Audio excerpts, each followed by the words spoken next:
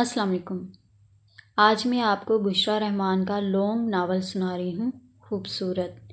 اور نئے آنے والے ویورز سے گزارش ہے کہ چینل کو سبسکرائب کر لیں اور بیل نوٹیفیکیشن کو بھی آن کر لیں۔ تو چلتے ہیں ناول کی طرف۔ کبھی کبھی ایسا ہوتا ہے نا کہ ہاتھ سے قیمتی گلدان گر کر ریزہ ریزہ ہو جاتا ہے۔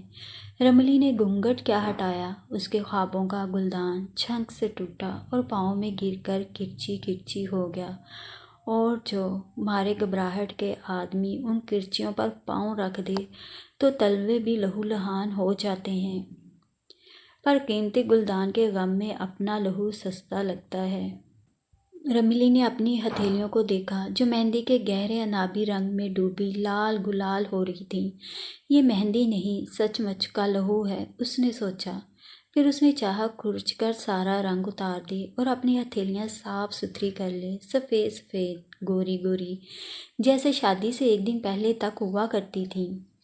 دراصل وہ مہندی کے رنگ کو نہیں کھرچنا چاہتی تھی، بلکہ اپنی زندگی کے کورے کاغذ پر لگی ہوئی تقدیر کی مہر مٹانا چاہتی تھی، ایک دم سے۔ مگر تقدیر کی مہر حساب کا سوال تو ہوتی نہیں کہ ذرا سی غلطی پر ربڑ اٹھا کر مٹا دیا جائے۔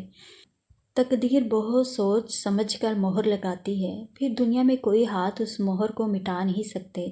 اپنے نفس پر جبر کیا ہوتا ہے، گھڑی کے ایک پل میں اسے پتہ چل گیا۔ جذبات چھپانے کا سلیقہ آتے آتے آتا ہے۔ یہ کیا مذاق ہے کہ تقدیر چاہتی ہے ایک ہی رات میں عورت تجربات کے پل سرات سے گزر جائے، اور رات بھی وہ جو پوری جوانی کی اساس ہے۔ اس ایک رات پہ عورت اپنا حسن اور جوانی لٹا دیتی ہے۔ یہی ایک رات اس کی زندگی کی کتاب میں سنہرے حروف میں لکھی جاتی ہے، باقی سب کچھ وقت کے ساتھ ساتھ دھندلا جاتا ہے۔ اوف ہو، اسے سب شاعروں اور ادیبوں پر بے تحاشا غصہ آیا جو اس رات کے حق میں ربط اللسان ہیں۔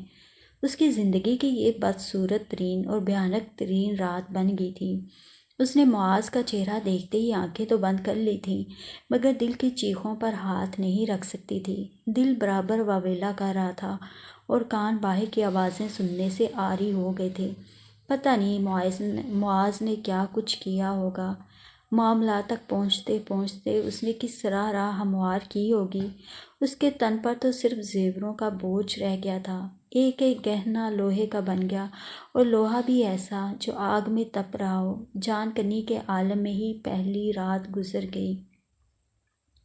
صبح بے حد مکروہ تھی، معاذ کے چہرے کی طرح۔ صبح اٹھتے ہی نظر بھی تو اس کے چہرے پر پڑی تھی۔ وہ اس کے قریب بے سدھ سو رہا تھا۔ کیسے سو رہا تھا اس نے غور نہیں کیا۔ اس کی نظر تو چہرے میں الجھ گئی تھی۔ یا اللہ، یہ بدصورت ترین انسان میری قسمت میں لکھ دیا گیا ہے۔ تیری اتنی بڑی اور اتنی خوبصورت دنیا میں کیا میرے لیے یہی مرد تھا؟ میں نے کیا قصور کیا تھا کہ مجھے سیاہ رات کے آنچل میں باندھ دیا گیا ہے؟ سونیا نے رخصتی سے ذرا پہلے اس کے کان میں آ کر کہا تھا، ہری ذرا دل کڑا کر کے اپنے دلہا کو دیکھنا، ایسا نہ ہو کہ خوف کے مارے بے ہوش ہو جائے اور اس کی ساری رات پنکھا جلنے میں بیت جائے۔ اس نے سمجھا سونیا مذاق کر رہی ہے۔ سونیا کو مبالغہ آمیز مذاق کرنے کی ہمیشہ عادت تھی، کیونکہ اس نے گھر میں ہمیشہ اس قسم کے فقرے سنے تھے۔ رملی جیسی حسین لڑکی کے لیے دلہا کہاں سے آئے گا؟ ایسا شخص تو ہو جو اس کے قریب بیٹھا اچھا لگے۔ اسے اپنے بہن بھائیوں اور والدین سے یہی توقع تھی کہ کسی ایسے شخص سے اس کا بیاہ رچائیں گے جو نہ صرف اس کے پاس بیٹھا اچھا لگے بلکہ اس کے دل کو بھی اچھا لگے۔ ویسے تو ہر خوبصورت لڑکی کے لاشعور میں یہ خواہش ہوتی ہے کہ اس کا دلہا اس سے زیادہ خوبصورت نہ ہو تاکہ زندگی بھر وہی حاوی رہے، مگر ایسے مکروہ صورت دلہا کی تمنا کون کر سکتا ہے جیسا معاذ تھا؟ چلو جی، رنگ تو برداشت ہو جاتا ہے، ویسے بھی مرد تو سانولے سلونے ہی اچھے لگتے ہیں۔ معاذ کا رنگ سانولا نہیں، سیاہی مائل تھا، اور رملی کے قریب بیٹھا ہوا ایک دم کالا لگتا تھا۔ صرف رنگ کی بات نہیں تھی، اس کے چہرے پر چیچک کے داغ بھی تھے۔ رملی کو بکائی آ گئی، جیسے سیاہ مٹی کے اوپر بارش کے قطرے گرے ہوں۔ کیسی جاہل اور گنوار ماں کا بیٹا تھا۔ ایسے زمانے میں جب کہ طبی امداد کے مرکز چھوٹے سے چھوٹے قصبے میں بھی کھل گئے تھے، اس کی ماں نے بچپن میں اسے چیچک کا ٹیکہ نہیں لگوایا تھا، اور اسے دیکھو، چیچک جیسے موذی مرض کے وار سے بچ گیا۔ وہ نفاست سے پلی ہوئی لڑکی اپنی 4 بہنوں میں سب سے چھوٹی تھی اور سب سے لاڈلی بھی تھی۔ تینوں بہنوں کی بہت پہلے شادی ہو گئی تھی۔ درمیان میں 2 بھائی تھے، وہ بھی بیاہے گئے تھے۔ وہ BA کر کے گھر بیٹھی تھی۔ سب بہنوں میں حسین تھی، اپنا بہت خیال رکھتی تھی، چہرہ ہمیشہ بیسن سے دھوتی، رات کو کریم کی جگہ دودھ کی بلائی چہرے اور گردن پر لگاتی تھی، ہاتھوں پر کئی قسم کے لوشن استعمال کرتی۔ نتیجہ اس کے ہاتھ چہرے سے بھی زیادہ خوبصورت ہو گئے تھے۔ ذرا بازار سے ہو کر آتی تو چہرے پر فوراً ٹھنڈے پانی کے چھینٹے مارتی تاکہ بازار کا گندا گرد چہرے کے مساموں سے نکل جائے اور آنکھیں بھی صاف ہو جائیں۔ لمبی پلکوں پر کیسٹر آئل لگایا کرتی، ہونٹ ٹماٹر سے صاف کرتی، نہاتے وقت پانی میں خوشبو ملا لیتی۔ بہت پیار تھا اسے اپنے وجود اور چہرے سے، اور اپنا اس طرح خیال رکھتی جس طرح گلاب کے پودے کا خیال رکھتے ہیں۔ اس تر و تازہ گلاب کے لیے وہ کسی پرکشش آفاقی شہزادے کا انتظار کر رہی تھی، جس کے شبستان میں وہ اپنے تن کا فانوس روشن کرنا چاہتی تھی۔ اس نے اگلے زمانے کی شہزادیوں کے قصے سن رکھے تھے کہ کس طرح جری اور جیالے شہزادے ان کے حسن کی دھوم سن کر ان کے دربار میں حاضر ہوتے تھے، پھر شہزادی کی کڑی شرطیں پوری کر کے اس کے حقدار بن بیٹھتے تھے۔ لیکن رملی نے تو کوئی کڑی شرط نہ رکھی تھی، اسے تو بس اپنے خوابوں کا شہزادہ درکار تھا جسے دیکھ کر آنکھوں کو ٹھنڈک اور کلیجے کو تسکین پہنچے۔ پر ابا جان نے یہ کیا کیا؟ اندھیرا کنواں لا کے اس کے گلے میں لٹکا دیا۔ ابا جی دبئی سے واپس آئے تو معاذ کی تعریفیں کرتے ہوئے نہ تھکتے تھے۔ نیکی، شرافت اور لیاقت کا ہر تصور معاذ کے ساتھ باندھ رہے تھے۔ اٹھتے بیٹھتے وہ اس کا نام کا یوں ذکر کرتے جیسے بیڑیوں کی نگری میں انہوں نے پہلا انسان دیکھا ہے۔ ہوا یوں تھا کہ ابا جان نے دبئی سے لے کر لاہور تک کا سفر معاذ کے ساتھ کیا تھا۔ معاذ سرکاری طور پر 2 سال کے لیے یورپ گیا ہوا تھا اور اب اپنی ذہانت کے سرٹیفکیٹ لے کر واپس آ رہا تھا، اور ابا جی دبئی سے اپنا کاروباری ٹرپ لگا کے واپس آ رہے تھے۔ رملی کے بڑے بھائی کا دبئی میں ایک بہت بڑا جنرل سٹور تھا، دوسرے بھائی کا سٹور شارجہ میں تھا، اور ابا جی دونوں بیٹوں کی سرپرستی کرنے کے لیے مسلسل سفر میں رہتے تھے۔ ابا جی اس عمر میں سفر کرتے نہیں تھکتے تھے، خوب گھومنے پھرنے کے رسیاں تھے، باندھ باندھ کے لوگوں سے ملتے اور ہر زمین کی خوشبو سونگھتے۔ ابا جی بڑے مرد شناس تھے، ان کی آنکھوں میں ایک پیمانہ فٹ تھا، دیکھتے ہی دیکھتے انسان کو پہچان لیتے، ایک دم سے پسند کرتے یا ناپسند کرتے۔ خاندان والوں کو ان کی یہ عادت پسند نہیں تھی، اسی لیے امی جان مصلحت کی ایک ایسی چادر بن گئی تھی جو وقت بے وقت ابا جی پر تن جاتی۔ معاذ اور ابا جی کراچی ایک ساتھ ہی اترے اور لاہور کے لیے ایک ہی فلائٹ پکڑی۔ اس ذرا سی رفاقت میں ابا جی نے گویا معاذ کے سارے محاسن دیکھ لیے۔ لاہور آنے کے بعد بھی اسے اس کے دفتر جا کر کئی بار مل چکے تھے۔ آخر ان کے گہرے انس کا اثر کچھ نہ کچھ تو ادھر بھی ہونا تھا۔ 1 ماہ بعد معاذ کی والدہ ملنے کے لیے آ گئیں، بس ایسی تھی جیسے گاؤں کی سیدھی سادی عورتیں ہوتی ہیں، نہ شہر والوں کا سا حلیہ، نہ شہر والوں کی سی مکار ادائیں۔ اور پھر 2-4 ملاقاتوں کے بعد وہ حرف مدعا زبان پر لے آئیں، یعنی انہوں نے معاذ کے لیے رملی کو مانگ لیا۔ رملی کے لیے کوئی نئی بات نہیں تھی، اس سے جو بھی دیکھتا تھا طلب کر لیتا تھا۔ بڑی آپا کے دیور نے دیکھا تو رشتہ مانگ لیا، منجلی آپا کی جٹھانی کو پسند آ گئی، وہ اپنے بھائی کے لیے مانگنے چل دیں، چھوٹی آپا کی خالہ ساس کا دل اس پر ریجھ گیا اور اپنے بیٹے کے قوائف گنوانے لگیں۔ رشتہ داروں کے علاوہ محلے کے لوگ بھی اسے پسند کرتے تھے۔ ایک تو اس کی صورت میں ملاحت تھی، اس پر عادتیں بہت اچھی، بہت دھیمی اور میٹھی طبیعت تھی، ہر وقت مسکراتی رہتی، ہر ایک سے خوش اخلاقی سے پیش آتی، اور پھر ان کا خاندان بھی تو بڑا وفادار تھا۔ ابا جی بڑے دیندار متقی بزرگ تھے، ان کے خاندان کی کوئی بات کبھی باہر نہ نکلی تھی۔ بڑی تینوں لڑکیاں جن گھروں میں گئی تھیں وہ ان کے گن گاتے تھے، بھابیاں دونوں غیر ہی تھیں، مگر خاندان میں یوں رچ بس گئی تھیں جیسے گھی میں شکر۔ بڑے دونوں بھائی گو دوسرے ملکوں میں کاروبار کرتے تھے، مگر ابا جی کو اپنا قبلہ و کعبہ سمجھتے تھے، اور امی تو چاٹی کے اندر گھومنے والی مدانی تھیں، جتنا گھماؤ مکھن اتنا زیادہ نکلے۔ ان کا گھرانہ لڑائی جھگڑے اور باہمی تنازع کے الفاظ سے ناآشنا تھا، اس لیے سب کے چہرے پر طمانینت کا ایک نور برستا تھا۔ رملی کو معاذ کا رشتہ مانگنے پر تعجب نہیں ہوا تھا، اس کو معلوم تھا اس پر چودھویں کا روپ آ کر ٹھہر گیا ہے اور وہ ستاروں سے گندھی ہوئی لڑکی ہے جسے ہر کوئی اپنے گلے میں ڈال لینا چاہتا ہے، لیکن وہ یہ ضرور سوچتی تھی کہ وہ کون خوش قسمت ہوگا جس کو اپنا تن من سونپیں گی، کیونکہ اس کے پاس روپ کا اتنا بڑا خزانہ تھا کہ وہ دنیا کی امیر ترین عورت تھی اور عمر کے اس دہانے پر کھڑی تھی جب بے شمار ہاتھ آگے بڑھتے ہیں، پھر ایک تنومند اور خوبصورت ہاتھ لپک کر پکڑ لیتا ہے اور وہی زندگی کا ساتھی بن جاتا ہے۔ ابا جی نے تو سوچنے کا موقع ہی نہیں دیا، معاذ کی امی کو صاف کہہ دیا، معاذ جیسے لڑکے کے لیے انکار کر کے میں کفران نعمت نہیں کر سکتا۔ رملی آپ کی بیٹی ہے، جس دن چاہے لے جائیے۔ انگوٹھیاں پہنانا دنیا کی رسم ہے، ہماری زبان پر اعتبار کیجیے اور جب مناسب لگے شادی کی تاریخ رکھ لیجیے۔ معاذ کی ایک ہی بڑی بہن تھی جو بیاہ کر امریکہ چلی گئی تھی۔ اب ماں کو بیٹے کی شادی کا بڑا ارمان تھا، اس لیے اس نے اپنی بیٹی کو خط لکھ کر اس کے آنے کی بابت دریافت کر لیا اور پھر 3 مہینے کے بعد کی تاریخ شادی کے لیے مانگ لی۔ دونوں گھروں میں شادی کی تیاریاں ہونے لگیں۔ پہلے تو رملی کا دل مچلا کہ وہ اپنے ہونے والے دلہا کو دیکھے نہیں، بلکہ اس کا دل چاہتا تھا کہ وہ اپنا آپ اس کو دکھائے، اس کے احساس کے پر جلائے، دیکھے تو وہ بسمل کیسا ہوتا ہے۔ مگر پھر اس نے سوچا کوئی بات نہیں، یہ قیامت کا نظارہ اسی رات صحیح۔ البتہ اپنے دلہا کی ایک جھلک دیکھنے کو دل بڑا مچلتا۔ ابا جی اور سارے گھر والے اسے مل چکے تھے اور اس کی تعریفیں کرتے نہ تھکتے تھے، پتہ نہیں اس میں کیا بات تھی، لیکن عجیب بات یہ ہوئی کہ کسی نے رملی سے اس کا اندیہ نہیں مانگا اور نہ ہی اسے لڑکا دکھانے کی ضرورت محسوس کی۔ ہاں، ایک رات اس نے امی اور ابا کو باتیں کرتے سن لیا تھا، پتہ نہیں امی نے کیا کہا تھا، جس کے جواب میں ابا جی بولے، مرد کا حسن اس کا کردار اور کیریئر ہوتا ہے، ایک شریف النفس اور اچھے مرتبے والا 1000 حسین اور بیکار نوجوانوں سے بہتر ہوتا ہے، اور تم جانتی ہو اس عمر میں معاذ جس پوسٹ پر ہے اس تک پہنچنے کے لیے ساری عمر ناک رگڑنی پڑتی ہے، اس میں اور آگے بڑھنے کی صلاحیت ہے، دیکھنا تو ایک دن کتنا بڑا اور مفید آدمی بن جائے گا۔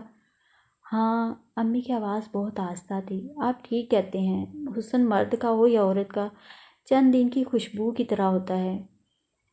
عورت میں اگر شرم و حیا اور اطاعت و وفا نہ ہو تو کیسی بھی حسین عورت کیوں نہ ہو، مرد کا دل اسے متنفر ہو جاتا ہے۔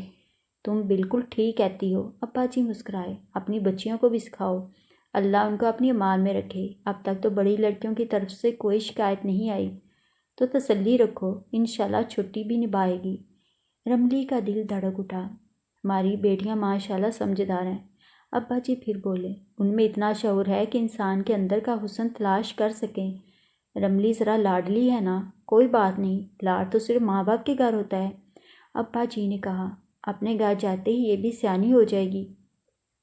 میری رملی بڑی ذہین بچی ہے اور مجھے امید ہے وہ سب سے زیادہ خوش رہے گی۔ ابا جی بولتے گئے، معاذ میں ظاہری حسن نہیں ہے مگر وہ باطنی حسن سے مالا مال ہے، دیکھنا تو دونوں تمہیں کس قدر خوش نظر آئیں گے۔ رملی کا دل جیسے کسی نے مٹھی میں لے لیا، اسے اندازہ ہو گیا کہ اس کا ہونے والا شوہر خوبصورت نہیں ہے۔ کچھ دن اس کا دل بجھا بجھا رہا، بیاہ کے نام پہ جو دل میں ہلچل مچی ہوئی تھی وہ ہونا تھی، مگر شادی کے دن قریب آ رہے تھے، وہ جہان وہم و گمان میں اسیر ہو گئی تھی۔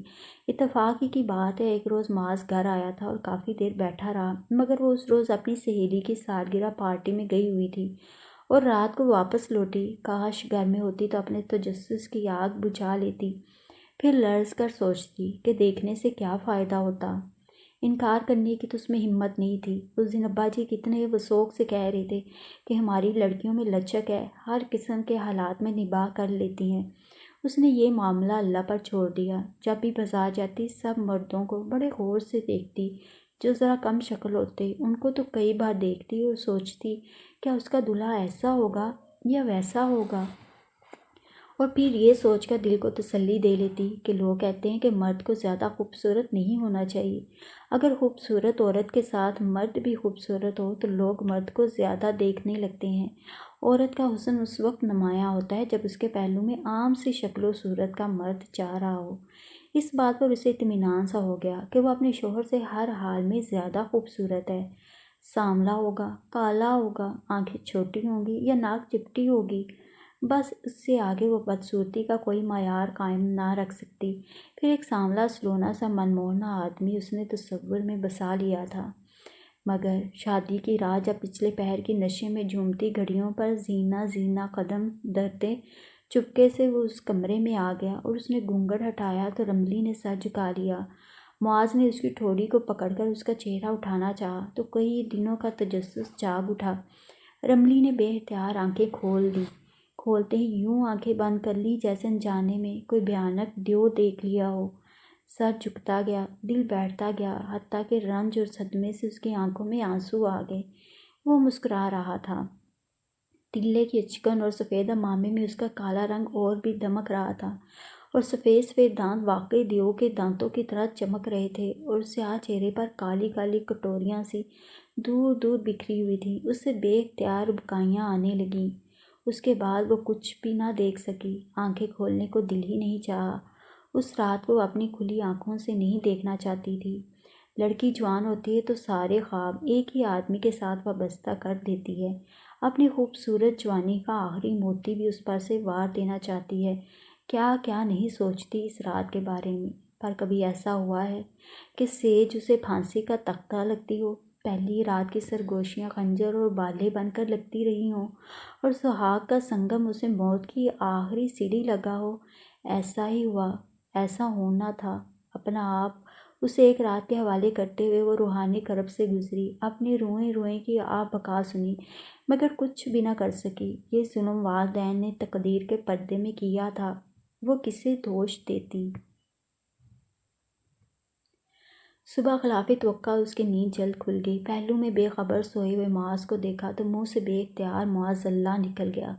صبح کو وہ کچھ اور بھی کریہ نظر آ رہا تھا۔ بستر سے نکل کر دوڑ کر غسل خانے میں گھس گئی، اندر سے کنڈی لگائی اور پانی کے سارے نل کھول دیے۔ پانی شور مچاتا ہوا فرش پر گرنے لگا۔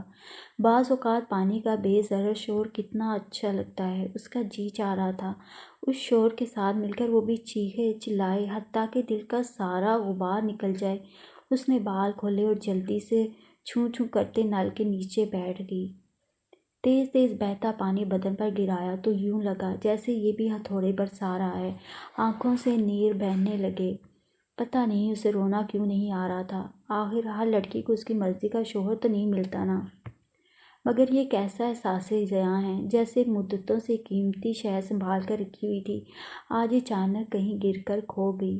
بے وقوف، اس نے کئی بار اپنے دل کو سمجھایا۔ روتی رہی اور نہاتی رہی، حتیٰ کہ گھنٹہ گزر گیا۔ پھر دروازے پر ہلکی سی تھاپ پڑی، اسے یوں لگا معاذ اٹھ گیا ہے۔ آخری بار اس نے بدن پر صابن لگایا، کئی بار وہ پہلے بھی صابن لگا چکی تھی، پتہ نہیں کیا دھونا چاہتی تھی۔ اچھی طرح نل کے نیچے بیٹھ کر پانی بہایا اور پھر سارے نلکے بند کر دیے۔ ایک دم غسل خانے میں سناٹا چھا گیا۔ معاذ کو پتہ چل گیا کہ وہ باہر آ رہی ہے۔ جسم خشک کیا تو یاد آیا، اس نے جلدی میں نئے کپڑے تو غسل خانے میں رکھے ہی نہیں تھے۔ اس نے وہی رات والا ڈریسنگ گاؤن پہن لیا، گیلے بالوں کو تولیے سے خشک کرتی باہر آئی۔ سامنے ہی معاذ چائے کا ٹرے میز پر رکھے بیٹھا اخبار پڑھ رہا تھا۔ اسے دیکھتے ہی معاذ نے اخبار پھینک دیا اور کھڑا ہو گیا۔ رملی نے نظریں چرا کر اپنا آپ بچا کر نکل جانا چاہا، مگر وہ اس کے بالکل قریب آ گیا، دونوں ہاتھوں سے رملی کی کمر تھام لی۔ اس کے ہاتھ بے حد گرم تھے اور رملی ٹھنڈی برف ہو رہی تھی، شاید زیادہ دیر تک پانی میں بیٹھی رہی تھی۔ اتنی دیر لگا دی تم نے، میں تو گھبرا گیا تھا، اس نے رملی کے گیلے بال چوم کر کہا۔ آپ کا کیا خیال تھا میں پانی میں ڈوب گئی ہوں؟ کاش ڈوب جاتی۔ نہیں، وہ مدہوشی سے ہنسا۔ میں نے سوچا تم خوابوں میں ڈوب گئی ہو، نہاتے نہاتے سو گئی ہو، رات میں نے تمہیں بہت جگایا تھا نا۔ اسی خوف سے دروازہ کھٹکھٹا دیا۔ رملی نے کچھ نہیں کہا، کہنا چاہتی تھی، اس پانی میں اپنے تمام خواب بہا دینا چاہتی تھی، اس لیے تیز و تند داروں کے آگے بیٹھی رہی۔ وہ خاموشی سے آئینے کے آگے آ کے کھڑی ہو گئی، تولیہ اٹھایا بال خشک کرنے کے لیے تو معاذ نے اس کے ہاتھ سے تولیہ لے لیا اور دھیرے دھیرے اس کے بال خشک کرنے لگا۔ وہ اتنے پیار سے رملی کے بال سہلا رہا تھا کہ رملی کے دل میں گدگدی سی ہو رہی تھی۔ وہ چاہتی تھی کہ معاذ کے ہاتھ سے تولیہ چھین کر اسے دھکا دے دے، مگر سن کھڑی رہی۔ نگاہ اٹھا کے شیشے کی جانب دیکھا، مبادا معاذ کے چہرے پر نظر پڑ جائے تو وہ اس کے ماتھے پر ناگواری کی لہر دیکھ لے۔ معاذ نے جب اس کے بال خشک کیے تو کنگھا اٹھا کر بولا، سلجھا دوں بال؟ نہیں، نیچی نظروں سے ہی رملی نے کنگھا اس کے ہاتھ سے لے لیا اور بولی، آپ میرے بال توڑ دیں گے؟ نہیں توڑوں گا۔ معاذ نے آہستہ سے اپنے بازو میں لے لیا اور نرم سا دباؤ ڈال کر بولا، اتنے خوبصورت بال ہیں تمہارے، انہیں بھلا کون کافر توڑ سکتا ہے؟ میرا جی چاہتا ہے میں تمہیں تم سے چھین لوں، آخر تمہاری کسی چیز پر تمہارا بھی قبضہ کیوں ہو؟ معاذ نے یہ کہہ کر آنکھیں بند کر لی، گویا اس کی معطر خوشبو میں کھو جانا چاہتا ہو۔ یہی الفاظ، بالکل یہی الفاظ رملی نے ہمیشہ سننے کی تمنا کی تھی۔ دیوانے کو والہانہ پن کی سٹیج پر لا کر اس کا سودائی پن چاہا تھا۔ کئی سالوں سے ان سیاہ بالوں کو آملے اور سیکا کائی سے دھو رہی تھی۔ اس سیاہ ریشمی جال میں اپنے شہزادے کے چہرے کو پھنسانا چاہا تھا۔ اب وہ خود ان بالوں پر اپنا چہرہ رگڑا تھا۔ کیسا پاگل لگ رہا تھا، کتنا برا لگ رہا تھا۔ تمہیں زور سے نہیں پکڑتا، تم ٹوٹ جاؤ گی۔ کیسی نازک ہو تم، جیسے کانچ کی بنی ہو۔ بھئی اتنی نازک لڑکیاں کہاں پہ بنتی ہیں؟ اپنے ملک میں رہ کے پتہ بھی نہیں چلا۔ اس نے رملی کے دونوں ہاتھ تھام لیے۔ ایسی خوبصورت انگلیاں، ایسا روپ، پھر اتنا حجاب، سبھی کہتے تھے لڑکی بہت شرمیلی ہے، مگر مجھے یقین نہ آتا تھا اس زمانے میں۔ اس نے رملی کا چہرہ اٹھانا چاہا تو اس نے تھوڑی سینے کے ساتھ لگا لی۔ وہ زور سے ہنس پڑا۔ ابھی زبردستی نہیں کروں گا، ڈر لگتا ہے ٹوٹ جاؤ گی تم۔ رملی کی آنکھوں میں آنسو آ گئے۔ دل چاہا دھکا دے کر اسے دور گرا دے اور یہاں سے دور نکل جائے۔ معاذ کے کالے کالے ہاتھ اس کے گرد لوہے کی زنجیر کی طرح کانپ رہے تھے۔ وہ پاگلوں کی طرح اسے تک رہا تھا۔ اس کی آنکھوں کی وحشت سے رملی کو ڈر آ رہا تھا۔ کاش، کاش، اے کاش، اس نے سوچا، یہ میرا پسندیدہ شہزادہ ہوتا تب میں اس کے ہاتھوں میں موم کی طرح گل اٹھتی، ریت کی طرح بکھر جاتی۔ تب اس نے دل ہی دل میں مر جانے کی تمنا کی۔ تب وہ بے بسی کی سب سے خوبصورت تصویر بن گئی۔ 1 مہینہ گزر گیا۔ معاذ کی امی بہت اچھی تھیں، دلہن کو دیکھ کر جیتی تھیں۔ رملی اپنے کرتے دل کو مناتی، ان کے پاس جا کر بیٹھ جاتی، ان کے چھوٹے چھوٹے کام کرنے لگتی اور ان سے گھنٹوں معاذ کی بچپن کی باتیں سنتی۔ معاذ جس سے اسے کوئی دلچسپی نہ تھی، جس کے قریب آتے ہی اسے بکائیاں آنے لگتیں، جسے نظر بھر کر دیکھنے کا اس میں حوصلہ نہیں تھا، جس کی ہر بات کا جواب وہ یوں دیتی جیسے آنکھیں بند کر کے گلے میں کوئی چیخ دبانا چاہتی ہو۔ 1 مہینے کی گھٹن اس کے چہرے سے نمایاں ہو رہی تھی۔ چہرہ اتر گیا تھا، جیسے چاند کسی ندی میں اتر جائے۔ آنکھوں کے گرد ہلکے پڑ گئے تھے۔ کچھ کھانے پینے کو جی نہیں چاہتا تھا۔ سارا دن تو وہ اپنی ساس کے ساتھ گزار دیتی۔ شام کو اکثر ملنے جلنے والے آ جاتے، مگر رات کے وہ چند پہر جو اسے معاذ کے ساتھ تنہائی میں گزارنے پڑتے سولی پر لٹکا دیتے۔ روز رات کو اپنے بستر پر گرتے ہی مر جاتی اور صبح اسے دنیا والوں کو جی کر دکھانا ہوتا۔ اس کی چپ چپ کیفیت، اس کی کھوئی کھوئی حیت اور اس کی زرد رنگت کو اس کی ساس پہچاننے کی کوشش کرتی۔ سنگار سے عاری چہرہ دیکھ کر بڑی محبت سے سنگار کی اہمیت پر لیکچر دیتی۔ سیانی تھی، جانتی تھی شادی کے بعد جلدی جلدی نئے موڑ آتے ہیں، دلہنوں نے کئی بیچ چرائے ہوتے ہیں، جانے یہ اس کی طبیعت کا کون سا موڑ ہے۔ آ گیا سامنے یہ موڑ، جب ایک روز مچھلی تلنے کے دوران رملی بے اختیار بکائیاں کرنے لگی۔ وہ تو ڈر گئی ایک دم کہ جو نفرت اس نے دل میں چھپا رکھی ہے غالباً ظاہر ہونے لگی ہے، مگر معاذ کی امی نے مسکرا کر معاملہ سنبھال لیا۔ گھبراؤ نہیں، ایسا ہی ہوتا ہے۔ پھر وہ خود ہی شرما گئی۔ دوسری بار اسکنجبین کا گلاس سامنے اس کے کمرے میں آئی اور کہنے لگی، اس میں نے نمک بھی ملا دیا ہے، گھونٹ گھونٹ کر کے پیو، اچھا لگے گا۔ جب الٹیاں زیادہ آئیں تو نمک اور پانی کا استعمال زیادہ کر دیتے ہیں۔ اسے اسکنجبین اتنا اچھا لگا کہ گھونٹ گھونٹ پینے کی بجائے گھٹ گھٹ کر کے پی گئی۔ کیا مزہ آیا، کتنا سکون ملا، پر کیا فائدہ؟ 2 منٹ بعد سارا اسکنجبین پھر باہر۔ شام تک رو رو کر اس کا برا حال ہو گیا تھا۔ جب معاذ دفتر سے گھر آیا تو اس کی ماں نے فوراً لیڈی ڈاکٹر لانے کو کہا۔ تب رملی کی سمجھ میں کچھ آنے لگا۔ لیڈی ڈاکٹر نے مسکرا کر تائید کی تو رملی نے بے بسی سے آنکھیں چکا دیں۔ اسی وقت معاذ کے اندھیرے چہرے پر ایک چمکدار ستارہ طلوع ہوا اور بے جی تو بسم اللہ کا ورد کرنے لگیں۔ رملی کی تو جان پر بن رہی تھی، سارا پنجر ہی گویا الٹ پلٹ ہو گیا، مگر سوچ رہی تھی یہ کیسے لوگ ہیں، یہ کیا بیماری ہے؟ وہ تو صبح سے ہلکان ہوگی، ایک قطرہ پانی کا اندر نہ ٹھہرا اور لوگ آس پاس خوشی سے پھولے نہیں سماتے، اسے بیمار دیکھ کر مسرور ہو رہے تھے۔ واہ میرے مولا، تیری دنیا کے رنگ عجب ہیں۔ اس میں شک نہیں کہ اس کی طبیعت الٹ گئی تھی، مگر پتہ نہیں کیا ہوا کہ بستر پر گری تو یوں لگا اب کبھی نہ اٹھ سکے گی۔ وہ چیخیں جو گلے میں دبائی تھیں کسی اور صورت میں نکل رہی تھیں۔ جذبات کے گھٹن نے بھی راہ دیکھ لی تھی، کچھ کھایا پیا اندر ٹھہرتا نہیں تھا۔ ایسا لگتا تھا اس کا سارا سسٹم اس سے باغی ہو گیا ہے یا اس کی بے زبانی کے بدلے لے رہا ہے۔ نتیجہ ایک ہفتے کے اندر اندر اسے ڈی ہائیڈریشن ہو گیا۔ ڈاکٹر نے فوراً ہسپتال میں داخلے کا مشورہ دیا۔ وہ ہسپتال پہنچا دی گئی۔ اس سے کچھ ہوش نہ رہا، آنکھیں بند تھیں اور جسم بے جان، صرف چند آوازیں سن رہی تھی۔ اگر وہ ہسپتال میں لے جانے کے بجائے مقتل میں بھی لے جاتے تو اسے کوئی دکھ نہ ہوتا۔ وہ تو جی جان سے گزر جانا چاہتی تھی۔ اس پر یہ غم کہ خوابوں کے بند جھروکے پر ایک نیا وجود دستک دے رہا تھا۔ ہسپتال میں اس کی بے حد دیکھ بھال کی گئی۔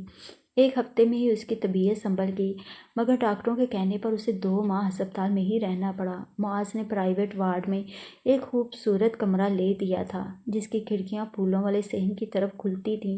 ایک نرس مستقل طور پر اس کے پاس موجود رہتی تھی، جو ہمہ وقت اس کا دل بہلاتی رہتی اور کبھی کبھی مسکرا کر کہتی، آپ کے شوہر آپ کو بہت چاہتے ہیں۔ رملی آنکھیں بند کر لیتی، پھر کہتی، دیوانے ہیں آپ کے، آپ سوئی رہتی ہیں، وہ دیوانوں کی طرح آپ کو دیکھتے رہتے ہیں۔ اگر میں کہوں جگا دوں تو کہتے ہیں نہیں، اسے سونے دو، یہ بہت نازک ہے۔ یہ سن کر رملی بے اختیار رونے لگتی۔ اس کے خوابوں کی نزاکت ٹوٹ گئی تھی۔ کون جانے وہ کتنی سخت جان ہو گئی تھی۔ آپ کو بھی ان سے اتنا ہی پیار ہے؟ تو رملی کا دل مٹھی میں آ جاتا۔ اسے ایسا لگتا جیسے نرس اس کا مذاق اڑا رہی ہے اور صاف کہہ رہی ہے کہ تم جیسی سندر ناری پر اس کا مر مٹنا کوئی عجیب بات نہیں۔ مضحکہ خیز بات یہ ہے کہ تم بھی اس قریب المنظر آدمی سے پیار کرتی ہو، اسے اپنا دین دھرم سمجھ کر بیٹھی ہو۔ کیا تمہیں کوئی اور نہ ملا تھا پیار کرنے کو، سر پر سجانے کو؟ کیا تمہارے والدین کے نزدیک کی نظر کمزور تھی؟ آپ پر رشک آتا ہے، بالآخر نرس کہتی تو وہ حیرت اور غصے سے نرس کی جانب دیکھنے لگتی۔ اس کا دل چاہتا وہ نرس سے کہے، تم لے لو میرا شوہر، خدا کے واسطے کہیں لے جاؤ اسے، تمہارے ساتھ اس کا جوڑ بھی ہے، تم بھی کالی ہو یہ بھی کالا ہے، ایک ساتھ رہتے ہوئے اچھے لگو گے، اور شک والی کون سی بات ہے؟ ہر بدصورت آدمی اپنی خوبصورت بیوی کو چاہتا ہے، اور اس کے پاس چاہنے کے علاوہ کون سا راستہ ہے؟ مگر رملی یہ سب سوچ کر بیزاری سے منہ پھیر لیتی۔ جب وہ آتے ہیں تو آپ ان سے باتیں کیوں نہیں کرتی؟ نرس مسکراتی ہوئی پھر گفتگو کا آغاز کر دیتی۔ وہ کچھ شرمندہ اداس لگتے ہیں۔ اسے شرمندہ اور اداس لگنا چاہیے، دیکھیں نا۔ نرس اس کے قریب بیٹھ کر اس کے بال درست کرنے لگتی۔ ایسا تو ہوتا ہی ہے، شادی کا بنیادی مقصد یہی ہوتا ہے کہ بچہ ہو۔ جن عورتوں کا شادی کے بعد بچہ نہیں ہوتا وہ بھی پریشان رہتی ہیں۔ میں تو ساری رات یہی تماشا ہسپتال میں دیکھتی ہوں اور اللہ کی قدرت پہ حیران ہوتی ہوں کہ جس کو فوراً بچہ ٹھہر جائے وہ بھی آپ کی طرح ہلکان سی ہو جاتی ہے۔ مگر آپ ایسا کریں کہ ایک بچہ پیدا کرنے کے بعد 2 سال آرام کریں، بچہ تو والدین کی محبت کو مضبوط کرتا ہے۔ رملی کھینچ کر ایک لمبی آہ خارج کرتی۔ آپ بہت حسین ہیں، نرس آہستہ سے کہتی، ایک بچہ پیدا کرنے سے ذرا بھی فرق نہیں پڑے گا۔ پھر ہسپتال کی چیدہ خبریں سنانے کے بعد کہتی، آج شام جب آپ کے شوہر آئے نا تو ان سے ہنس کر باتیں کیجیے، بہت پریشان لگتے ہیں وہ۔ اس پر رملی کرب سے مسکراتی، اس لیے آنے پر میں جان بوجھ کر باہر چلی جاتی ہوں۔ رملی جانتی تھی معاذ کے آتے ہی نرس کوئی بہانہ کر کے باہر ضرور نکل جاتی اور اس کے جانے سے 5 منٹ پہلے آ جاتی تھی، یہ دیکھنے کے لیے کہ وہ کس موڈ میں جا رہا ہے۔ باقی جتنے بھی وزٹر آتے ان کے پاس بیٹھی رہتی، ان کی تواضع کرتی، انہیں پھل اور مٹھائی پیش کرتی۔ وہ ہسپتال میں کیا آئی تھی، مہربانوں اور عزیزوں کا تانتا بندہ رہتا۔ کوئی شام ایسی نہ جاتی جب کوئی اسے پوچھنے نہ آتا۔ پہلا 1 ہفتہ امی جان اس کے ساتھ رہی تھیں، پھر ابا جی کو ہائی بلڈ پریشر کی تکلیف ہو گئی تھی، انہیں گھر جانا پڑا تھا۔ دوسرا ہفتہ معاذ کی بھیجی اس کے پاس رہتی تھی۔ تیسرا ہفتہ بڑی اپا جان جن کا نام طوبہ تھا انہوں نے اس کے ساتھ گزارا۔ پھر خضرا اپا آ گئی تھیں، کسرا اپا جن سے ان کی بڑی دوستی تھی، وہ آ کر نہ رہ سکتی تھیں کہ خود اسی عالم میں تھیں۔ کئی سسرالی رشتہ دار مزاد پرسی کو آ چکے تھے۔ سبھی خوب ہنس ہنس کر اسے تسلی دیتے اور زندگی کے نئے تجربوں کے بارے میں بتایا کرتے۔ یوں شام اچھی خاصی گزر جاتی۔ معاذ روز شام کو آتا تھا، خوبصورت پھول لے کر، اور آتے ہی تازہ پھول کمرے میں سجا دیتا۔ اکثر اس کی موجودگی میں بھی لوگ آتے رہتے اور ہنس ہنس کر ان کی پذیرائی کرتا رہتا، گپ لگتی رہتی۔ اور جو کبھی اس کا کوئی جگری یار آ کر شرارت سے کہتا، یار کیا کر دیا اس لڑکی کو، تو رملی کا کلیجہ کٹ جاتا۔ افسوس، ایک انتہائی ناپسندیدہ شخص کے ہاتھوں وہ اس حال کو پہنچ گئی تھی۔ کبھی کبھی جب معاذ اکیلا ہوتا تو بڑی آہستگی سے بستر پر بیٹھ جاتا، اس کے ٹھنڈے ہاتھ تھام لیتا اور کہتا، رملی، آئی ایم سوری جان۔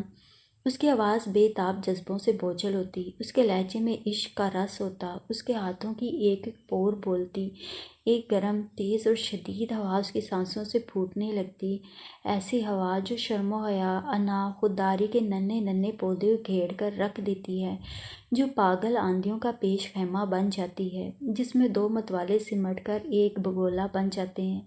مگر رملی آنکھیں بند کر لیتی، پھر اپنا بازو اپنے پھڑکتے پپوٹوں پر رکھ لیتی اور زاروں قطار رونا شروع کر دیتی۔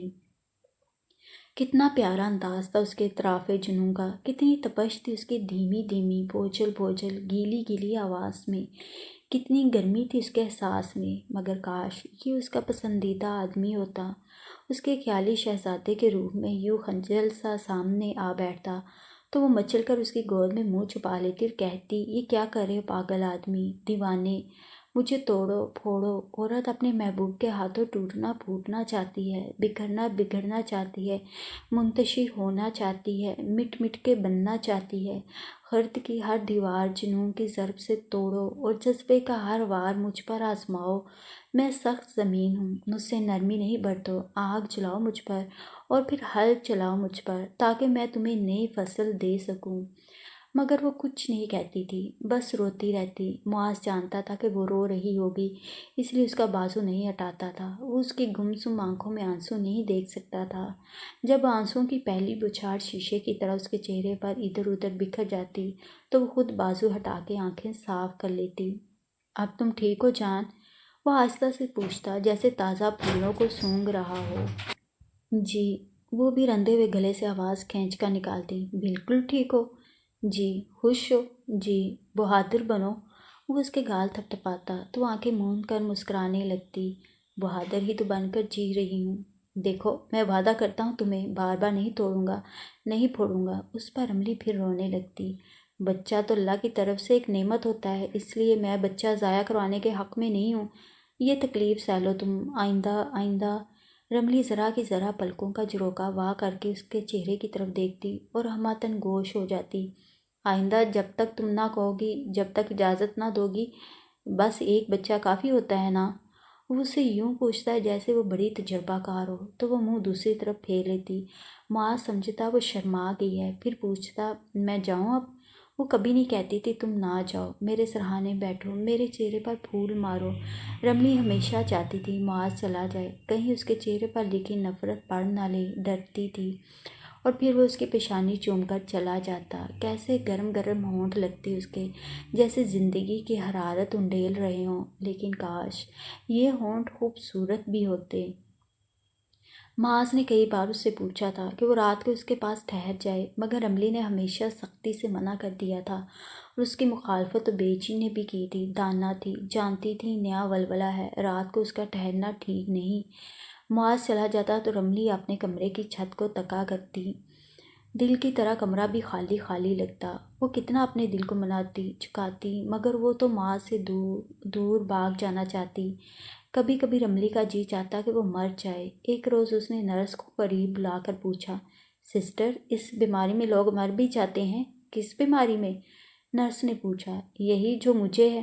اس پر نرس قہقہ لگا کر ہنسی بولی، ارے یہ کوئی بیماری نہیں ہے، پریگنینسی کوئی بیماری نہیں ہوتی، یہ تو انسانی میٹابولزم میں ایک تبدیلی ہے، اور تبدیلی کے کچھ رد عمل ہوتے ہیں جو طبیعت کی خرابی کی صورت میں ظاہر ہوتے ہیں، اور یہ علامتیں عارضی ہوتی ہیں۔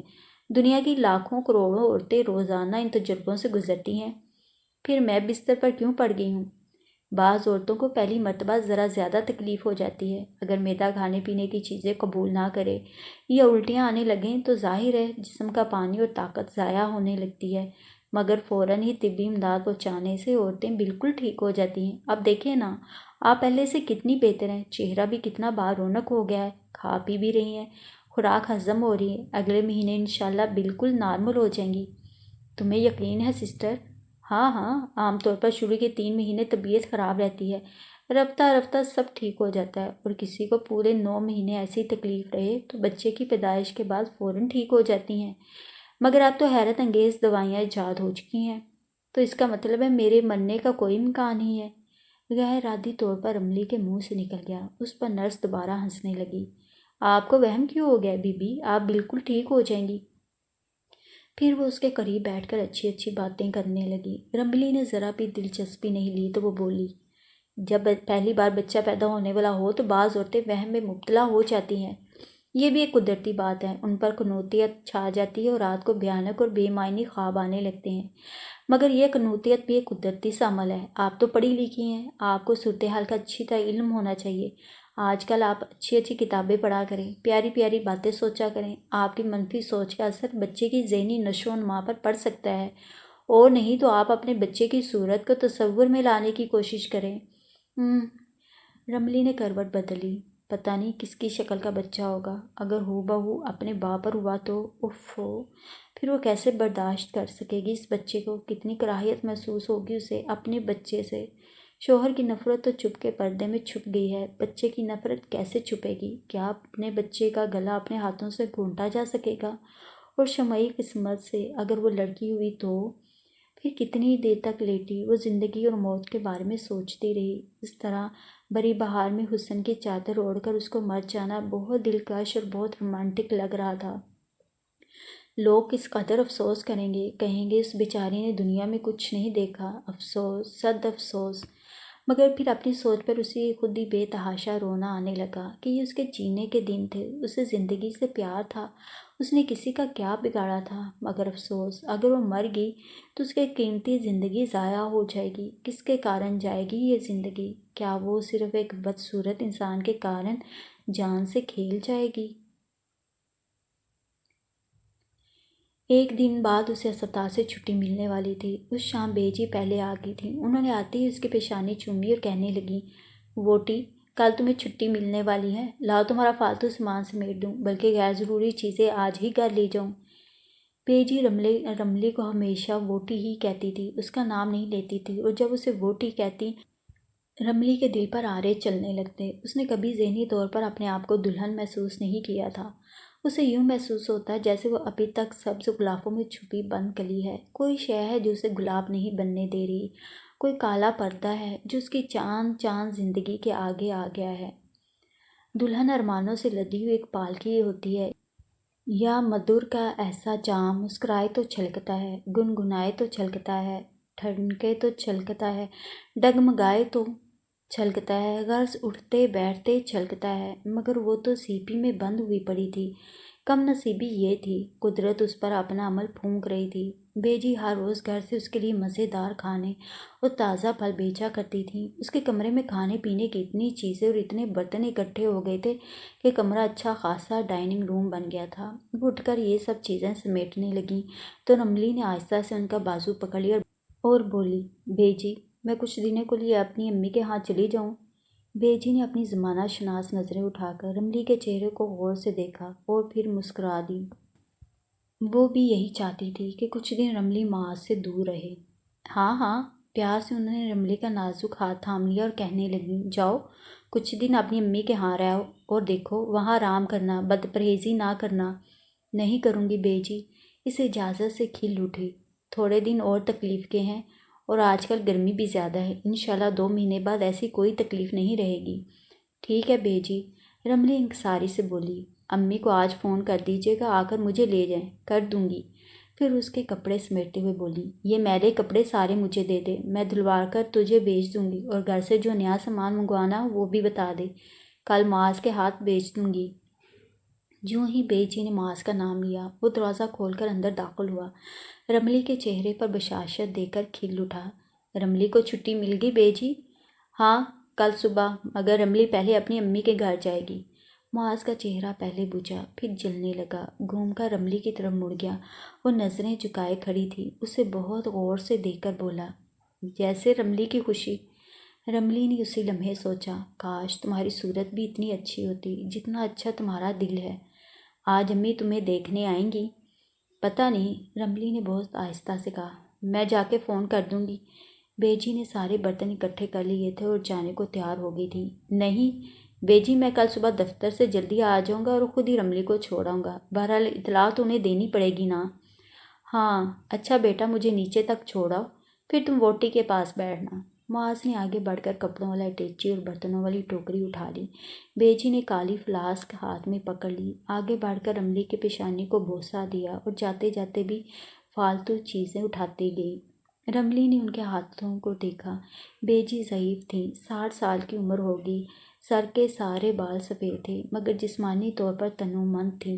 ان کے بوڑھے ہاتھ دیکھنے میں بڑے پراعتماد اور مضبوط نظر آتے، کام کرتے وقت ذرا نہیں کانپتے تھے۔ بیجی نے رملی کو خود بتایا تھا کہ وہ 32 سال کی عمر میں بیوہ ہو گئی تھیں۔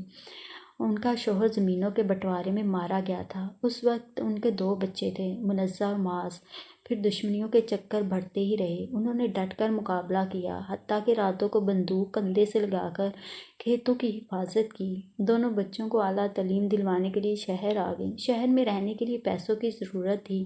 کبھی زمینوں کی آمدنی سے گزارا ہو جاتا اور کبھی کسی کڑے وقت میں کوئی قطعہ زمین بیچ دیا کرتی۔ یہ کوٹھی جو انہوں نے چھاؤنی میں خریدی تھی بڑی کشادہ اور آرام دہ تھی، گو پرانے طرز کی تھی۔ اس کو رفتہ رفتہ جدید ڈیزائن میں ڈال لیا تھا۔ یہی دونوں بچوں کو رکھ کر پڑھایا۔ منزہ نے MBBS کر کے پہلے ہسپتال میں ملازمت کر لی تھی، پھر اپنے ایک ہم پیشہ سے شادی کر کے USA چلی گئی تھی۔ معاذ کو انہوں نے CA کرایا تھا، 2 سال کے لیے یورپ گیا تھا اور اب سید گروپ آف کمپنیز کا فائنینشیل ایڈوائزر ہو گیا تھا۔ اپنی نیک نامی، ذہانت اور قابلیت کی وجہ سے تعلیم ختم کرتے ہی ملک میں اسے ملازمت مل گئی تھی۔ بیجی خوش رہتی تھیں، کبھی کسی کو برا نہیں کہتی تھی، ہمیشہ کہتی تھیں کہ ان کی خوش اخلاقی سے دشمن بھی موم ہو جاتے ہیں اور ہمت کرنے سے ہر مشکل حل ہو جاتی ہے۔ ان کی ساری زندگی ہمت و جرأت کی بے مثال کہانی تھی۔ معاذ ان کا ادب ہی نہیں کرتا تھا، ان سے عشق بھی کرتا تھا۔ سارا گھر ان کی مرضی پر چھوڑا ہوا تھا، مگر کسی کو بھی جبر یا گھٹن کا احساس نہیں ہوتا تھا۔ رملی نے بہت کوشش کی کہ وہ ماں سے بھی نفرت کرے، لیکن بیجی اتنی میٹھی، اتنی ٹھنڈی اور اتنی پرمغز تھی کہ وہ ان سے نفرت کرنے کا کوئی جواز پیدا نہ کر سکی۔ نہ تو وہ کبھی فالتو بات کرتی، نہ اپنی زندگی کا ایک پل بھی ضائع کرتی۔ 5 وقت کے نمازوں کے علاوہ رات کو تہجد کے لیے بھی اٹھا کرتی۔ انہوں نے شہر والے گھر میں بھی بھینس رکھ چھوڑی تھی۔ کہتی تھی زمینداروں سے دیسی گھی اور خالص دودھ کی لت چھوٹتی نہیں۔ الگ صبح بھینس کا دودھ خود نکالتی، البتہ شام کو ملازم دودھ دھو کر لاتا تھا، کیونکہ اس وقت وہ مغرب کی نماز پڑھا کرتی۔ بیجی آپ آرام بھی کیا کریں۔ آرام؟ وہ اپنی سکڑی ہوئی آنکھیں پوری کھول کر رملی کی طرف دیکھتی۔ آرام کیا ہوتا ہے بوٹی؟ مجھے ہمیشہ کام میں آرام اور سکھ ملا ہے۔ دیکھو نا، تم کوئی بھی مشین خرید لو، کتنی بھی قیمتی کیوں نہ ہو، اگر اسے استعمال نہ کرو گی، باندھ کے رکھ چھوڑو گی، تو کیا اسے زنگ نہیں لگ جائے گا؟ پڑی پڑی بیکار ہو جائے گی۔ یہی حال انسانی جسم کی مشینری کا ہے۔ اگر بستر پر بیٹھ کر کھانے لگی تو چربی چڑھ جائے گی، وزن بڑھ جائے گا۔ یہ عمر عارضوں کی عمر ہے۔ میرا بلڈ پریشر لو رہتا ہے۔ جنہوں نے زندگی بھر سل سینے پر رکھی ہو، آخری عمر میں ان کا بلڈ پریشر لو ہو جاتا ہے۔ کام میں لگی رہوں تو سب بھول جاتی ہوں، ورنہ بس ڈاکٹروں کے چکر میں پڑی رہوں گی۔ جب تک دم ہے کام کروں گی۔ اللہ اسی طرح چلتے ہاتھ پاؤں کے ساتھ اٹھا لے تو بہت اچھا ہے، کبھی دھرتی پہ بوجھ نہ بنائے خدا۔ یہاں سے جاتے ہی آرام کا وقت شروع ہو جائے گا۔ ہاں، قبر میں تو قیامت تک آرام ہی کرنا ہے۔ پھر تھوڑی دیر چپ رہ کر بولی، تم نے ہی سنبھالنا ہے یہ گھر، یہ بکھیڑے۔ عورت بیچاری کی تو ساری زندگی یوں ہی سوچتے گزر جاتی ہے کہ آج کیا پکے گا۔ وہی ایک سے کام، وہی صدیوں پرانے بکھیڑے۔ تھوڑے دن عیش کر لو، ہنس کھیلو، ابھی میں کر سکتی ہوں، پھر سنبھالتی رہنا اپنا گھر گرہستی۔ میرا یہ مطلب نہیں تھا بیجی۔ رملی شرمندہ سی ہوگی۔ ارے میں جانتی ہوں تمہارا کیا مطلب تھا، میں بھی ایسی تھی تمہاری طرح۔ شروع میں شادی اور بچوں سے ہمیشہ متنفر رہتی تھی۔ معاذ کے ابا جی کو بچوں کا بہت شوق تھا۔ 2 بچے اوپر تلے ہو گئے تو میں چلانے لگی۔ اللہ کا نیک بندہ چپ کر گیا، پھر نہیں کہا مجھے اور بچے چاہیے۔ ہائے کیا معلوم تھا اتنا ذرا سا ساتھ ہے۔ یہ کہتے کہتے بیجی کی آنکھیں نم ہو گئیں۔ انہوں نے چھری ہاتھ سے رکھ دی اور دوپٹے کے کونے سے اپنی گیلی آنکھیں صاف کر کے بولیں، مجھے گھر کے کاموں سے چڑ تھی، پھر ایسا بوجھ آ پڑا کہ گھرداری کے علاوہ زمینداری بھی کرنی پڑی، اور وہ نسل در نسل مقدمات چل رہے تھے، ان کو بھی بھگتنا پڑا۔ خیر جانے دو، میں کیا پرانے قصے لے بیٹھی۔ ہاں ایک بات ضرور کہوں گی، بڑی آن سے زندگی بتائی ہے میں نے، کسی عزیز رشتہ دار کے آگے ہاتھ نہیں پھیلایا۔ اللہ نے مجھے اس خودداری اور صبر کا اجر بھی دیا ہے۔ سلامت رہیں میرے بچے، میرے اشارے کو حکم مانتے ہیں۔ پھر وہ اس کی طرف دیکھ کر بولی، تم کیا سر جھاڑ منہ پھاڑ بنی بیٹھی ہو؟ اٹھو، اٹھ کر ہاتھ منہ دھو لو، کپڑے بدلو، سنگار کرو، معاذ کے آنے کا وقت ہو گیا ہے۔ رملی ان کے آگے بحث اور جیرا نہیں کرتی تھی۔ وہ جان گئی تھی کہ ایک زمانے سے ٹکرانے والی یہ عورت بڑی محترم ہے، مگر بیجی کے لیے احترام، معاذ کے لیے محبت کا کوئی نرم گوشہ تو پیدا نہیں کر سکا۔ وہ اٹھ کر جانے لگی تو اسے دیکھ کر کھل اٹھی، سدا سہاگن رہو، جگ جگ خوشیاں دیکھو، اپنے شوہر کی چھاؤں میں پھلو پھولو، اللہ تمہیں گرم ہوا سے محفوظ رکھے۔ وہ اندر چلی گئی، مگر بیجی کی دعائیں اس کا پیچھا کرتی رہیں۔ گھڑی بھر کو ڈریسنگ ٹیبل کے آئینے کے آگے رک کر اس نے اپنا سراپا دیکھا اور دل میں سوچا، بیجی اسے دعائیں دے رہی تھی اپنے بیٹے کو، کتنا خوبصورت انداز تھا بیٹے کو دعا دینے کا۔ آخر اس بیٹے کے سوا ان کے پاس کیا تھا؟ ایک مکروہ صورت، بدزیب اور بھدا بیٹا ان کی کل کائنات تھا، جس کے لیے وہ ڈھونڈ ڈھونڈ کے چاند جیسی دلہن لائی تھیں۔ مائیں خود غرض ہوتی ہیں، انہیں اپنے بیٹے کی صورت تو نظر نہیں آتی، اگر وہ معمولی شکل و صورت کی لڑکی سے معاذ کی شادی کر دیتی تو بھی کام چل جاتا۔ معاذ کے ساتھ بیٹھی ہوئی ایک ایوریج لڑکی بھی خوبصورت لگ سکتی تھی۔ یہ ظلم انہوں نے رملی کے ساتھ کیوں کیا؟ لیکن رملی بھی، تم بھول رہی ہو، یہ ظلم تمہارے ساتھ بیجی نے نہیں، تمہاری تقدیر نے کیا ہے۔ تو کیا کروں؟ اس نے سنگار کرتے کرتے سوچا، کس طرح اپنے دل کو مناؤں، کس طرح اپنے جذبات سے ہاتھا پائی کروں؟ وہ قریب آتا ہے تو نفرت کی ایک گھٹا سارے اعصاب پر چھا جاتی ہے۔ بیجی اپنے وجود کی خوشبو چھوڑ کر معاذ کے ساتھ باہر نکل گئیں تو رملی نے ہسپتال کی کھڑکی میں کھڑے ہو کر باہر کی طرف دیکھنا شروع کر دیا۔ دنیا کا وہی چلن رہتا ہے، زندگیاں بنتی اور بگڑتی رہتی ہیں، پتہ نہیں اس کی زندگی کا کیا انجام ہوگا۔ امی جان کے گھر آ کے رملی کو بڑا سکون ملا۔ ماں کا گھر ہی ایسا ہوتا ہے، عورت جس عمر میں بھی، جن حالات میں بھی ماں کے گھر آتی ہے، بے فکری کے احساس سے چور ہو جاتی ہے۔ مگر رملی تو محض معاذ سے دور رہنے کے لیے آئی تھی، اور اب اس کے میکے رہنے پر کسی کو اعتراض بھی نہ تھا۔ اس کی کوکھ بوجھل تھی، شادی کا موتی کوکھ کی سیٹ میں اتر جائے تو دنیا والے مطمئن ہو جاتے ہیں، ان کے خیال میں بات بن جاتی ہے۔ یوں بھی رملی 2 مہینے ہسپتال میں رہ کر آئی تھی، سب جانتے تھے پریشانی کاٹ چکی ہے، اس لیے اسے اب آرام کی ضرورت ہے۔ ایسے میں امی جان بھی یہی سوچ رہی تھیں کہ کچھ دن ادھر رہ لے، لیکن اب تو اسے یہاں آئے بھی 1 مہینہ ہو گیا تھا، مگر وہ جانے کا نام نہیں لے رہی تھی۔ یوں معاذ تقریباً ہر روز شام کو اسے دیکھنے آتا تھا۔ 3-4 مرتبہ بیجی آئی تھیں، اسے خوش و خرم دیکھ کر کھل اٹھی تھیں۔ اگر کسی روز معاذ نہ آ سکتا تو فون کر کے اس کی خیریت دریافت کر لیتا۔ اس روز وہ اپنی کسی سہیلی کے ساتھ فلم دیکھنے چلی جاتی، ویسے سارا دن لیٹی کتابیں اور رسالے پڑھا کرتی۔ کتابیں پڑھنا اس کی پرانی ہابی تھی، لیکن اب بس فرق اتنا رہ گیا تھا کہ کوئی رومانٹک دل لوٹ لینے والی کہانی پڑھ کر وہ خواب نہیں دیکھتی تھی، بلکہ تکیہ منہ پر رکھ کر رونے لگتی۔ شام معاذ کے آنے سے پہلے جان بوجھ کر آ کے ٹی وی لاؤنج میں بیٹھ جاتی کہ معاذ کو تنہائی میں ملنے کا موقع نہ مل سکے۔ معاذ وہیں بیٹھا رہتا، کبھی کبھی ساری بہنیں آ جاتیں، بہنوئی بھی آ جاتے، بہنیں معاذ سے چھیڑ چھاڑ کرنے لگتیں، چھوٹے بچے ارد گرد شور مچاتے رہتے، معاذ ہنس ہنس کر سب سے باتیں کرتا رہتا۔ اس کے پاس دنیا جہان کی اتنی معلومات تھیں، اور وہ جدید ٹیکنالوجی کے بارے میں اس قدر جانتا تھا کہ ادھر کوئی شخص بات شروع کرتا اور ادھر یہ فصاحت و بلاغت کے دریا بہا دیتا، اس لیے گھر کے سب لوگ اس کی ذہانت سے متاثر نظر آتے تھے۔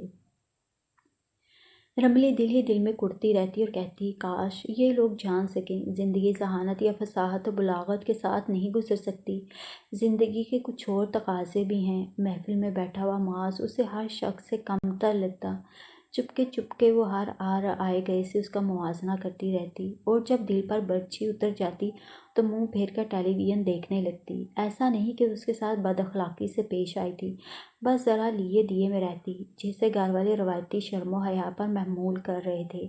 ویسے جب وہ کھانا کھا کے جانے لگتا تو اسے باہر تک چھوڑنے جاتی، خدا حافظ کہہ کر اندر آ جاتی۔ اس روز جب شام وہ اسے باہر چھوڑنے جا رہی تھی تو لابی میں پہنچتے پہنچتے وہ بالکل اکیلی رہ گئی۔ شاید امی جان کا فون آ گیا تھا اور ابا جی خبر نامہ سننے کو بیٹھے رہ گئے تھے۔ باہر نکل کر اس نے دیکھا وہ معاذ کے ساتھ اکیلی کھڑی ہے۔ اسے خوف آنے لگا، اپنے شوہر کے ساتھ تنہا رہ جانے پر اس کا دل دھڑکا۔ اسی وقت معاذ نے آگے بڑھ کر اس کی کمر میں ہاتھ ڈال دیا اور محبت بھرے لہجے میں بولا، گھر کب چلو گی رملی؟ اس کے چھونے سے رملی یوں تڑپ کر لگ ہوئی جیسے اسے بچھو نے کاٹ لیا ہو۔ پھر اس نے مڑ کر پیچھے دیکھا کہ اندر سے تو کوئی نہیں آ رہا تھا۔ یوں اس کی بات بن گئی۔ معاذ نے سمجھا کہ میکے کی وجہ سے جھجک رہی ہے، مگر رملی نے جب اپنا آپ چھڑا لیا تو اسے یوں محسوس ہوا اس کی کمر کے ارد گرد الاؤ سے سلگ رہے ہیں۔ پتہ نہیں معاذ کے ہاتھ ہمیشہ اتنے گرم کیوں ہوتے تھے، جیسے اس کے ہاتھوں میں انگیٹھیاں جل رہی ہوں۔ تم نے میری بات کا جواب نہیں دیا، معاذ نے پھر پوچھا۔ اب تمہارے بغیر وہاں نہیں رہا جاتا، اب تو تمہاری طبیعت بالکل ٹھیک ہو گئی ہے۔ طبیعت ٹھیک ہے، دل ٹھیک نہیں ہے، مگر اپنی آوازوں سے بچنے کے لیے بولی، جب آپ کہیں۔ ابھی چلو؟ ابھی؟ رملی نے پھر اندر مڑ کر دیکھا اور ہونٹوں پر زبان پھیری۔ ابھی ٹھیک نہیں لگتا، سب لوگ کیا کہیں گے؟ اچھا، وہ ہنس کر موٹر میں جا بیٹھا۔ سب لوگ بھلا کیا کہیں گے، مگر خیر تم قرینے سے جانا چاہتی ہو تو اسی طرح صحیح، کل شام کو میں تمہیں لے جاؤں گا۔ رملی نے صرف اسبات میں سر ہلایا۔ وہ رملی کی طرف والہانہ انداز سے دیکھ کر بولا، ایک پہاڑ سی رات اور سہی، تمہارے بغیر گزار لوں گا۔ بات خوبصورت تھی۔ رملی نے نظر اٹھا کر اس کا چہرہ دیکھنا چاہا تو سیاہ رنگ میں صرف اس کے چمکتے ہوئے دانت نظر آ رہے تھے۔ اوفو! رملی کا جی پھر الٹ پلٹ ہونے لگا، پھر ابکائی کی سی کیفیت پیدا ہوئی۔ اس کے جانے کے بعد اندر جانے کے بجائے وہ وہیں پام کے گملوں کے پاس بیٹھ گئی۔ پھر رات آ گئی تھی، وہی رات جس سے رملی کو خوف آتا تھا۔ اسے یوں لگتا تھا رات ایک لمبے دانتوں والی سیاہ جادوگرنی ہے جو اپنے ہاتھوں کی جگہ برچھیاں اور بھالے لٹکائے آتی ہے اور اس کے احساس کی ایک ایک قبا چاک کر ڈالتی ہے، اسے نوچتی کھسوٹتی ہے، زخمی کر دیتی ہے۔ کپڑے بدل کر وہ اپنے بستر پر بیٹھ گئی۔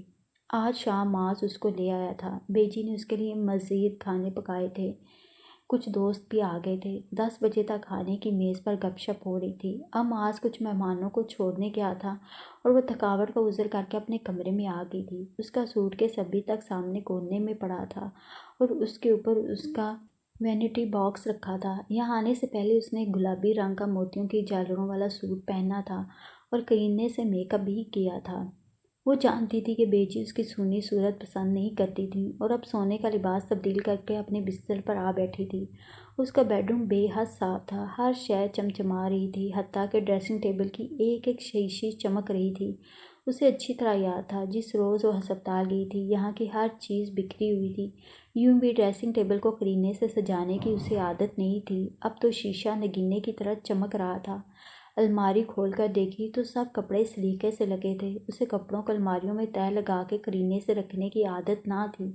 اسی بات پر وہ امی سے کئی بار ڈانٹ کھا چکی تھی، کپڑوں کے گولے بنا کر اندر گھساتی رہتی اور ایک دن جب کوئی خاص کپڑا ڈھونڈنے کے لیے اندر ہاتھ ڈالتی تو سارے گولے نیچے گرنے شروع ہو جاتے۔ مگر اب اس الماری کے ہر خانے میں کپڑے بڑی خوبصورتی سے لگے تھے۔ کیا یہ سب بیجی نے کیا ہے؟ اس نے دل میں سوچا۔ نہیں، اس کے دل میں آواز آئی، بیجی کبھی کپڑوں کی الماریوں کو ہاتھ نہیں لگاتی، بیجی اپنے کپڑے صندوق میں رکھتی تھیں۔ شاید یہ کام معاذ کا تھا۔ معاذ ہی نے کمرے میں بڑے خوبصورت پھول سجائے تھے، گلاب کی کچھ پتیاں اس کے تکیے پر بکھری تھیں۔ اس نے بیڈ کور اٹھایا تو وہ یوں ٹیڑھی میڑھی ہوئی جیسے انہوں نے انگڑائی لے کر سانس لی ہو۔ پتیوں کی ترتیب پر غور کر کے رملی نے انہیں دیکھنا چاہا تو اس کی سمجھ میں صاف آ گیا۔ گلاب کی پتیوں سے تکیے پر رملی لکھا تھا۔ کس طرح وہ اسے لبھا رہا تھا۔ اس نے ٹھنڈی سانس چھوڑ کر سامنے دیکھا تو پلنگ کے عین سامنے دیوار پر ایک خوبصورت گول مٹول بچے کی تصویر لٹک رہی تھی۔ یہ تصویر کمرے میں اضافہ تھی اور تصویر بھی بالکل پلنگ کے سامنے لگائی تھی تاکہ اٹھتے بیٹھتے اس پر نظر پڑتی رہے۔ اسے بھی معلوم ہوگا کہ ان دنوں میں عورت جس کو زیادہ دیکھتی ہے بچے کی شبیہ اسی پر چلی جاتی ہے۔ جس کے بارے میں زیادہ سوچتی ہے بچہ اس کا عکس بن جاتا ہے۔ رملی کو جھرجھری آ گئی۔ وہ سارا دن تو معاذ کے بارے میں سوچتی تھی، مگر یہ سوچ منفی انداز کی تھی، جس میں نفرت کے سوا کچھ نہ تھا۔